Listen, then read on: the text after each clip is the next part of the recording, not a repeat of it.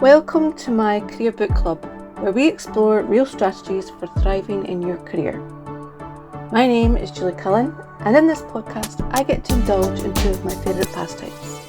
The first is reading books, and the second is sharing what I've learned. Each week I provide key learning points from some of my favourite career and personal development books, and share them in the context of real, lived experiences combined with practical coaching tips to help you apply what you've learned. A couple of things before we get into today's episode. Firstly, I'd like to thank you for tuning in to the podcast every week. It means the world to me as you're helping me to achieve a dream of mine, so thank you for that. And secondly, if you enjoy these episodes, please hit the subscribe button and follow us on whichever app you're currently listening. It helps to build the visibility of this podcast on the platforms. I also invite you to get in touch with me if there are any books that you would like to hear featured on this podcast. I love a good recommendation, so just comment below or DM me on LinkedIn with your recommended reading so that I can deliver the content that you want to listen to. Thank you, and now into today's episode.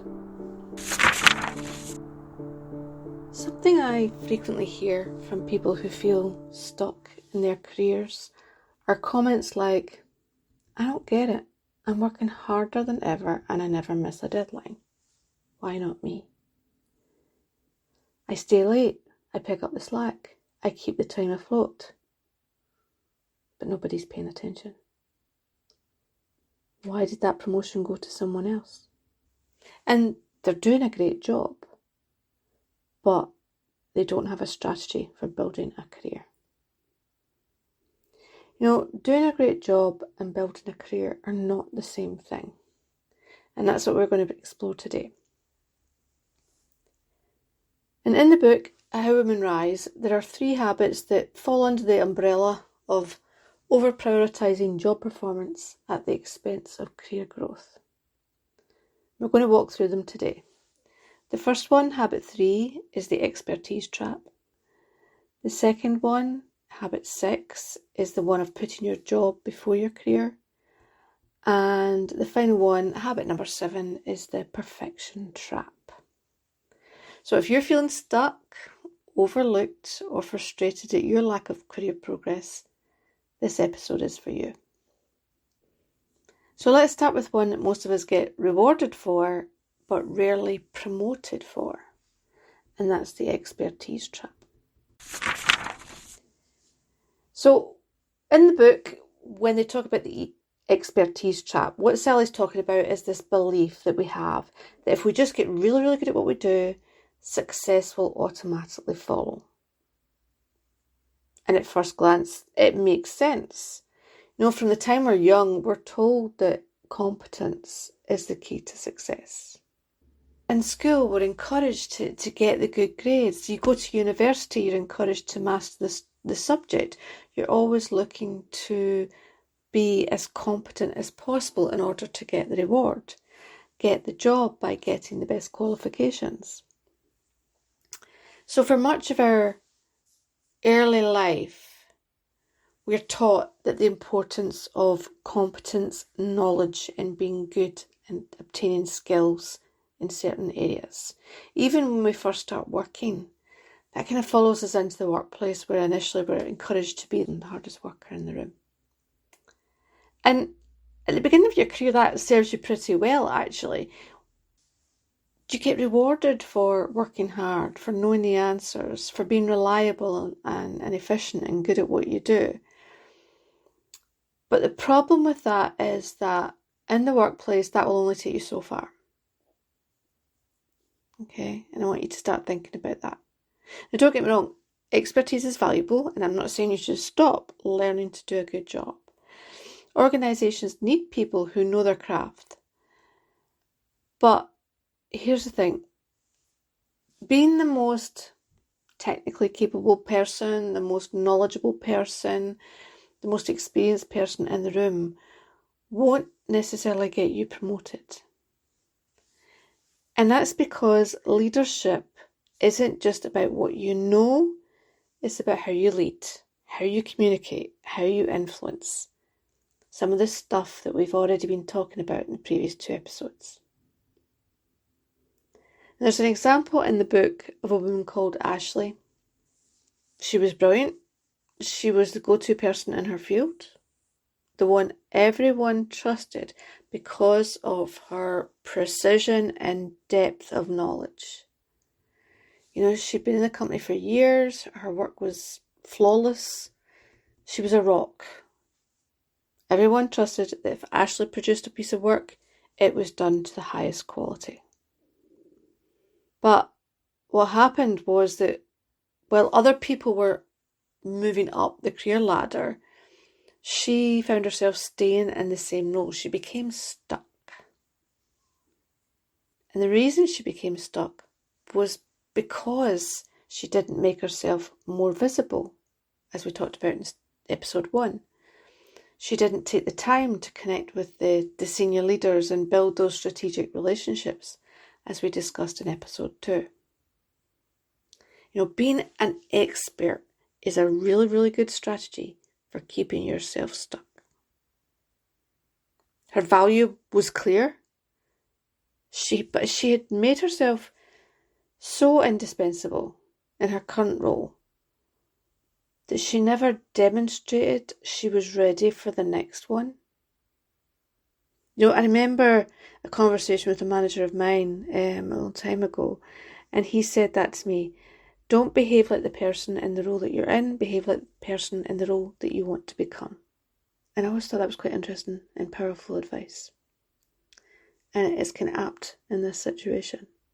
If you just focus on doing really, really good at the job you're in and don't lift your head up and plan for the job that you want to get to, then you will find yourself stuck.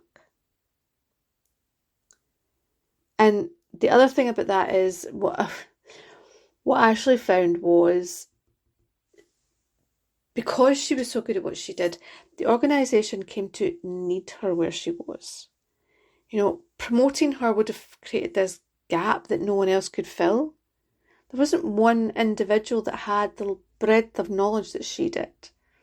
She'd probably need to be replaced by 1 or 2 individuals. And I've seen that before, where someone is so knowledgeable in their area of expertise that there are very few individuals that can actually cover the full spectrum that they can.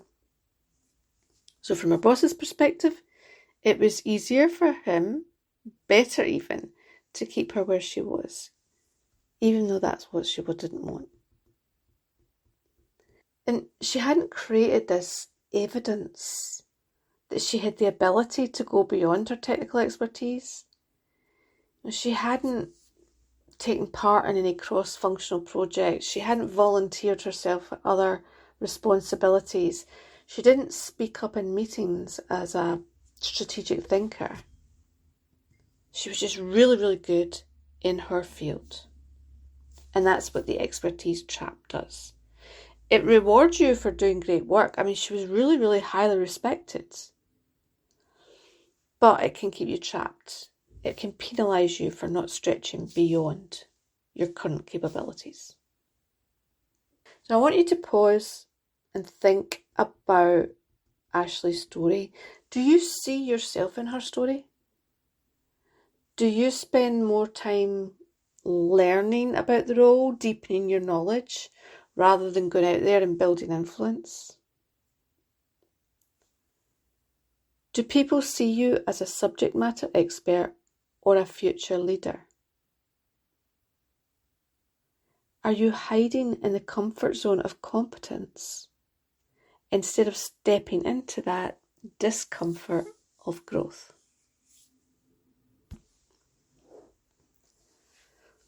Because here's the thing. When you're in the expertise trap, you feel comfortable. You're in control. You know the answers. But you're not always growing. And often the promotion goes not to the person with the deepest knowledge, but to the person with a breadth of knowledge. The person who's demonstrated their ability to collaborate across different teams or to take risks, that shows strategic thinking, that shows leadership. I actually remember a senior engineer having a conversation with me one time. He was my mentor. and he talked about the T-shaped skill set. So you can either go really, really deep, and there's nothing wrong with being the expert in your field if that's the area that you want to stay in. So then you're an I-shaped person. You're deep, knowledgeable in one certain area. If you want to move into leadership, you need to become a T-shaped person. And that's someone who has a depth of knowledge, but has a breadth of knowledge as well. A breadth of skills around networking, collaboration, leadership, negotiation, all those kind of soft skills as they call them. Okay, but if you're only an I-shaped person, you lack those skills that are expected in a leader. And I mentioned earlier, loads of times I was told, act like the role you want next. So if you can see the role that you want to move into, use that as your guide. What skills do they have? What is it that they're doing that you're not doing? And then map out a plan to get yourself there. Being deeply knowledgeable in just a single area is a good strategy for keeping yourself stuck. Not a good strategy if you want to grow and lead within the organisation. So, a couple of things to think about. Building a career is like having a strategy. You want to think about all the different elements of your career strategy. We mentioned previously in episode 1 all about building your visibility. We mentioned about in episode 2 about building relationships. Those are 2 components of your career strategy that you should be working on. The third component is the skill set. The skill set that builds on your level of expertise and makes you that T-shaped person. So look for opportunities to get involved in projects that are outside your core function, your core area of knowledge. And you might find that terrifying at first. You know, if you're not the expert anymore, you're so used to being in the room and being the expert, now all of a sudden you're not. Other people know more than you. You may worry that you don't know enough. You may worry about making a mistake. But that's the point. You want to feel the discomfort of stepping outside your expertise to show that you've got that adaptability, to show that you're willing to learn, and to show that you have that potential to take on different levels of responsibility.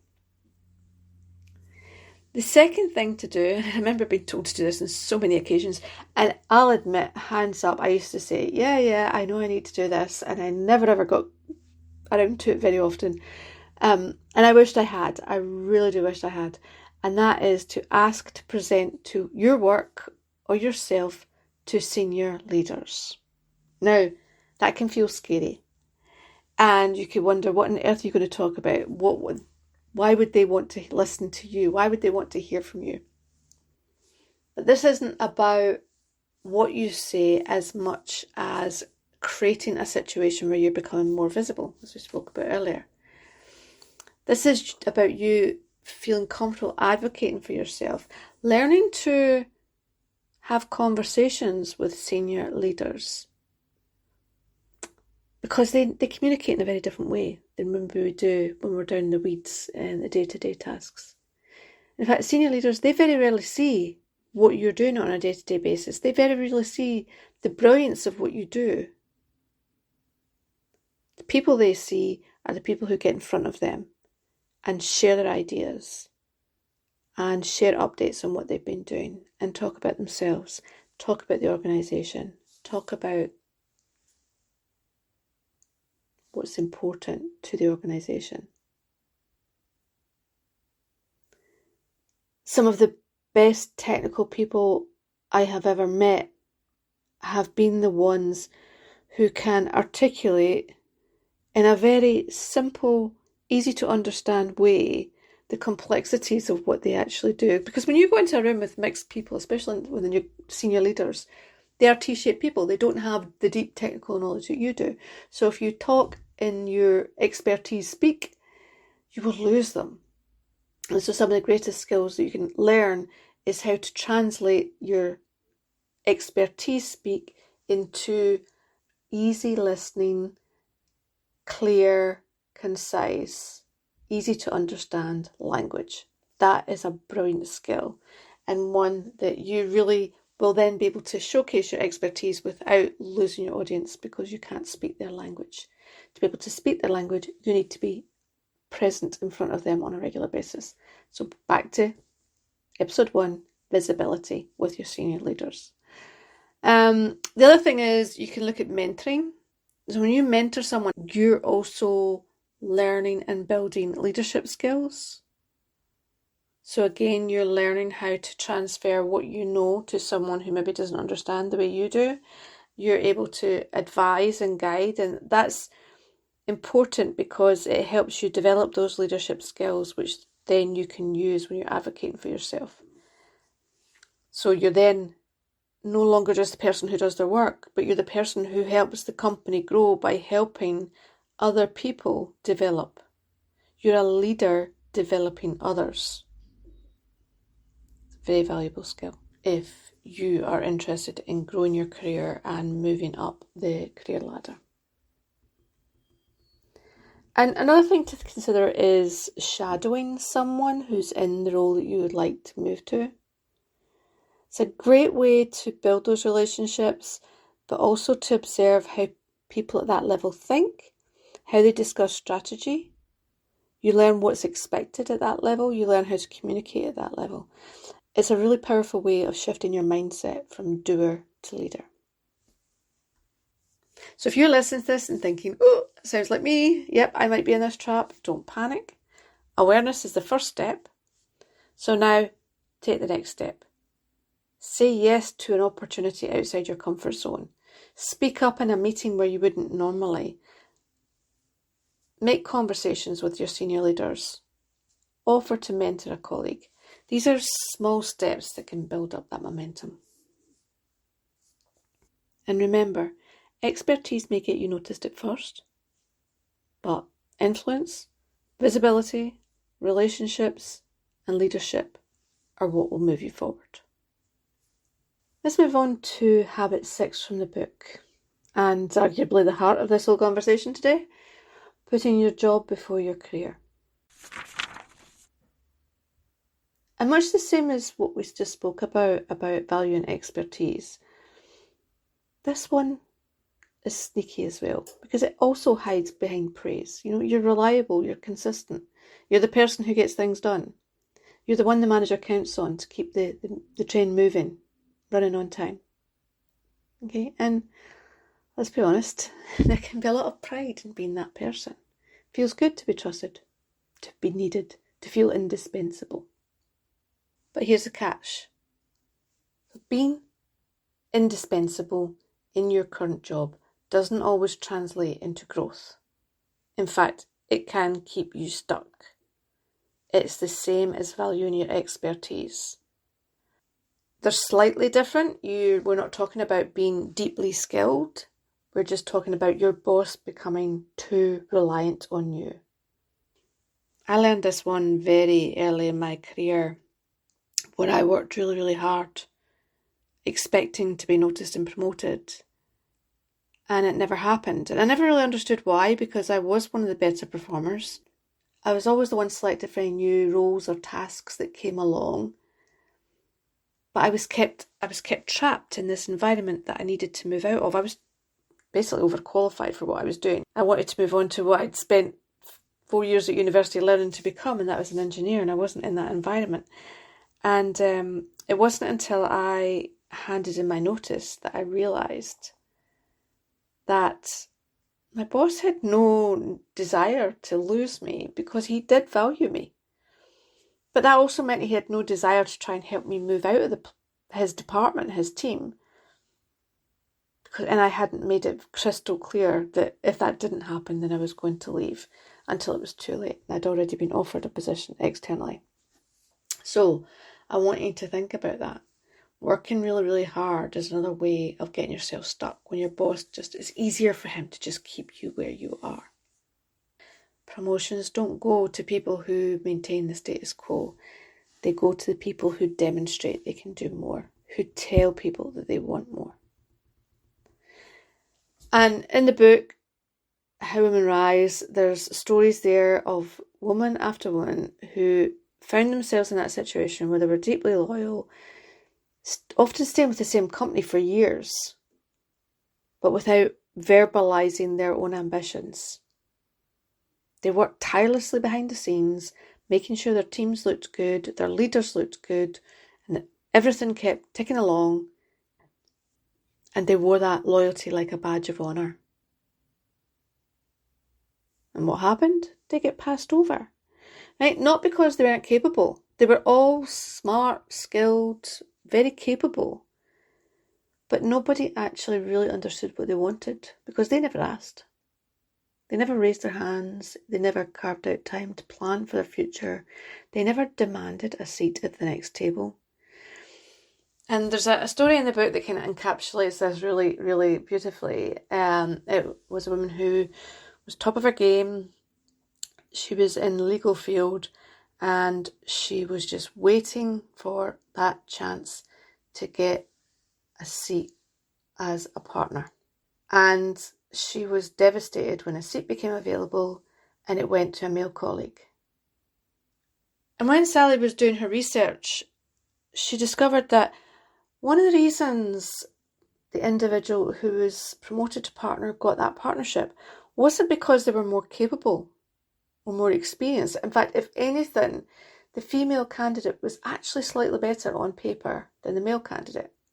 However, from the very day that male candidate joined that company, he made it clear he had one goal and one goal only, and that was to make partner. That was never any doubt, and he made that categorically clear right from day one. He had ambition, and this is what he wanted to achieve, and if he didn't achieve it within a certain time frame, he was going to be gone. Whereas the female candidate had gone from the perspective of, if I do really, really well, then I'll automatically make partner. And she waited and she waited and she waited, and it didn't happen. You need to treat your career as a project. It's your career. It's nobody else's career. Don't leave it to anybody else. Don't leave it to chance. Have a strategy. Start by having regular check-ins with yourself. What are your ambitions? What track are you on? Are you developing the right skills? Do the right people know? Have you got the right people around you to help you? Have that career check-in. Are you getting visible? Are you building relationships? Are you putting your career first? Have an idea of what you want. It doesn't have to be a perfect idea, and you don't have to stick to that roadmap. Oh my word.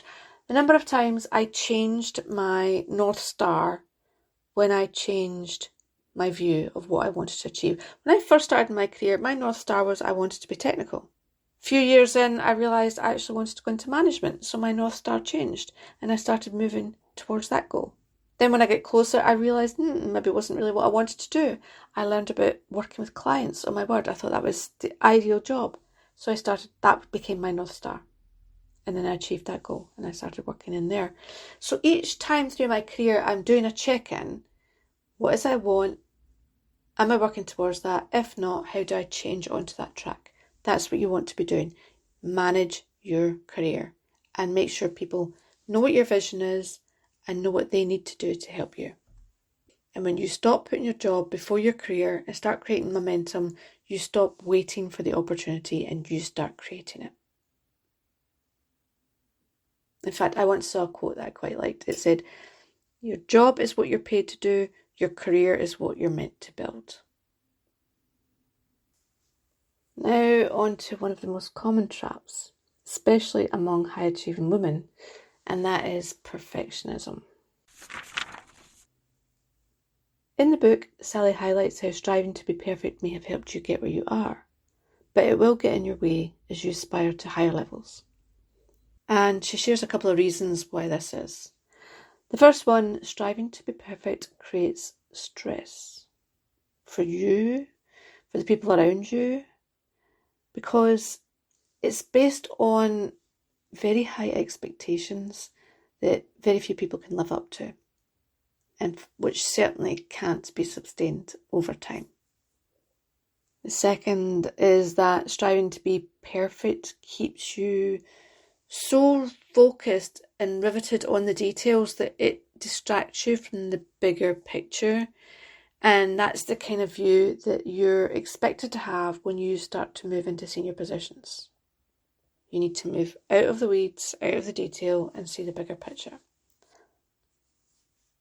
The third is that striving to be perfect creates this negative mindset in which you become bothered by every little thing that goes wrong. Think about it. Even the smallest mistake can ruin the whole, right? And that is never a good place to be in. And then finally, striving to be perfect sets you up for disappointment because it's unrealistic. You can't all be perfect all the time. And you need to be able to live with that. So I wonder, are you a perfectionist? Do you identify with the term? Have you held back on applying for a role because you didn't meet 100% of the criteria that was being looked for in the job advert? Have you over-prepared for a presentation to the point of burnout where you've just so overstressed yourself? Have you delayed sharing an idea because it wasn't ready? And then maybe even missed out because somebody else shared something very, very similar before you even got the opportunity. Perfectionism often disguises itself as professionalism. At first, it can look like you just have high standards. You're just very thorough. You just want to do your best. And they're all great qualities, as long as they're in moderation. Because when you turn up that dial too high, perfectionism starts to work against you.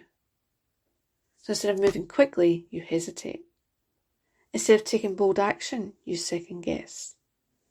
Instead of collaborating, you try and control everything. And so what happens is you get slowed down. Your progress gets slowed down. You make it harder for yourself.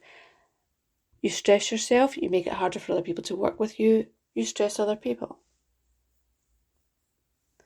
And it's interesting because often there's a level of perfectionism that can be praised early in our careers. But then when you move to higher levels, what you're rewarded for is decisiveness, influence, resilience, not flawless execution. And in fact, it's interesting. I listen to a lot of podcasts by business people, entrepreneurs. And a lot of entrepreneurs will talk about the importance of failing, how you have to fail a lot before you succeed. And it's something that they accept in their world, that quite often in the world of employment, the world of corporate, we struggle to accept that failure is a learning exercise. So therefore we stop taking risks. We stop experimenting. We try to make sure that everything is perfect. So think about that carefully. Perfectionism might get you in the door, but it definitely won't get you the corner office, if that's where you're aiming for. And I'll share a story of someone that I used to know.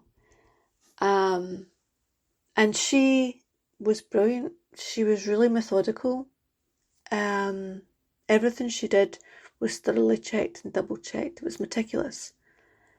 And she had been asked to lead a project presentation for the senior leaders. What she did was she spent weeks perfecting a set of slides. She tweaked every font, aligned every bullet, obsessed over the charts, the format. The slides were flawless. But when she finally presented, she came across as nervous and over-rehearsed. And when people in the room, the senior leaders, started asking her questions, she kind of struggled with that because they were asking her big picture questions. But she'd been so focused on the detail and the content of what she put in her slides. What she would have been better doing was to create an outline and then rehearse, practice her delivery, think about the kind of questions she was going to get asked. She was too busy thinking about the visual aspect of sharing her work with the senior leaders. And the feedback that she got was that it was a beautiful presentation, but they weren't sure if she was ready for leadership. And I have that experience as well, not because my slide deck was perfect, but because I hadn't thought about who I was presenting to. And actually, in fact, after a presentation for a promotion, I was told that I got the promotion in spite of my presentation. And so you need to think about these things. Attention to detail is wonderful in certain situations, but if you polish yourself to perfection, you may well miss out on the bigger picture and thinking about what other people might need or expect. So here's what I want you to think about. There's a mindset shift that has to take place here as well. And that's progress over perfection. Visibility over invisibility. Action over endless polish. So when you're in that situation, you want to learn those kind of skills. Set a deadline for your work. Set a deadline that says, even if it's a rough draft, even if it's only 80% ready, I'm going to share it. And just put it out there. Ask for feedback. Let others help you co-create. Perfectionists tend to think that they need to do it on their own. That's not necessarily the best way of getting things done. When you're a leader, it can be messy. When you're leading a team, people will not necessarily do things the way that you want them done. And you need to be able to let them go. You need to be able to lead without telling them what to do. You need to allow them to do the job that you want them to do, to delegate tasks, and allow them to create the output as they think it should be created, not controlling it by putting your own boundaries on it, your level of perfectionism. Leadership is messy. Growth is messy. But you don't rise by hiding your brilliance behind perfect work. You rise by showing up. Early, often, and boldly. So I want you to have a think about where, if you recognise perfectionism as a trait that you have, then take some time to think about it. Grab a notebook, and just write down. Ask yourself this question. Where has perfectionism been holding me back? Just think of one situation where you delayed, you hesitated, you overworked something because you wanted it to be flawless. So find the thing. Where has perfectionism held you back? Second question to ask yourself is, what would progress over perfection look like in that moment? What would it have looked like if you'd have handed over that spreadsheet when it was 80% ready instead of 100% ready? What would have happened if you'd have published that article when it was 80% ready instead of 100% ready? Your first reaction might be to panic. I don't want you to do that. I want you to think about how other people might view it and get some feedback and say, would this have been sufficient? If I had released it here with the 80% finished as opposed to here 100% finished, would it have been sufficient? Ask somebody for feedback. Test yourself. Ask yourself, what small risk can you take this week to show up more visibly, even if it's not perfect? Start writing it down. Act on it. Make it part of your strategy for your career. Okay, I'm going to wrap this up. Today we talked about the expertise trap, and I shared some insights, some strategies to get out of the trap. Raising your hand for a project that's outside your core function, asking to present to your senior leaders, even if it feels scary, mentoring someone, teaching others elevates your visibility and leadership presence. And also consider shadowing someone at the next level. So lots of things you can do to move yourself into that narrow focus of expertise and into the wider, world that you're currently avoiding, that you need to be out there doing if you want to manage a career. And I recommend that you do actually carve out some time in your week to deliberately manage your career. Schedule a monthly career check-in with yourself. Think about what kind of work you want to be doing a year from now. Once you know that, well, think about what skills do you need to achieve, who do you need to talk to, what relationships do you need to build, where do you need to be more visible, and then start working towards making that happen. Talk to your manager about doing some stretch assignments that help you along that path. Set goals for your career that aren't tied to today's inbox. And then we talked about perfectionism and how it can really keep you stuck. Learn to let go, learn to delegate, practice it. Again, start small. Be willing to go for that job, promotion, project, even when you don't feel you're 100% skilled. As long as you're 60 to 80% there, go for it. Think about how you can test the waters of being good enough rather than being perfect. Thanks for listening to today's episode of the Career Book Club. If this episode resonated with you, please share it with a friend or colleague who you think needs to hear this. In the next episode, I'm going to share more insights from the book How Women Rise on some of the mindset and behaviour shifts that you need to make to avoid your career being derailed. Make sure you don't miss it by subscribing to this podcast to follow me for more real strategies to create a career you love. And remember, if you have a book recommendation that you'd like to be featured on this podcast, please get in touch. My details will be in the show notes below. Bye for now.